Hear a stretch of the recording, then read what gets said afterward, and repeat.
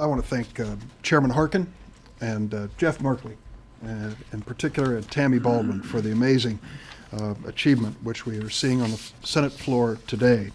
This is a big week for those of us from Illinois, because it was just a day or two ago, 2 days ago, that the Illinois General Assembly passed marriage equality, about to be signed into law, making it the 15th state in the nation that has reached this amazing historic milepost. And it's an important day for Illinois in the United States Senate. A Republican Senator, Mark Kirk, and a Democratic Senator, Dick Durbin, both co-sponsored and supported this important legislation. This was an historic victory and shows how quickly our country's moving forward.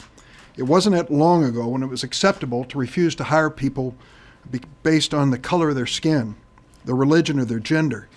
But Congress corrected that wrong with Title VII of the Civil Rights Act.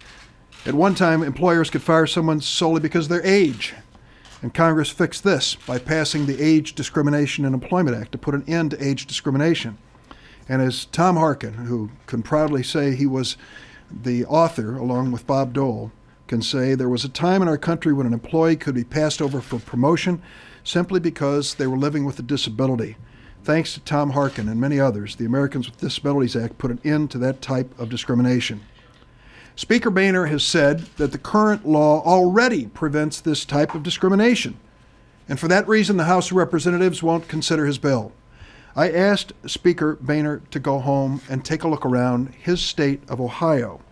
His home state of Ohio is one of the 29 states which allow employers to discriminate based on sexual orientation. It is unconscionable that when given an opportunity to right one of these last remaining civil rights issues of our time, Speaker Boehner and those who follow his lead in the House of Representatives are turning their backs. We have an opportunity to outlaw one of the last vestiges of discrimination in the workplace. And let me close by saying this. Anyone who is a student of history know that our history books are littered with those public figures who said we just can't end that discrimination based on race, we can't end that discrimination based on age, based on disability, based on gender. Think about their place in history today, and I won't recount the names. Speaker Boehner, think about the party you belong to.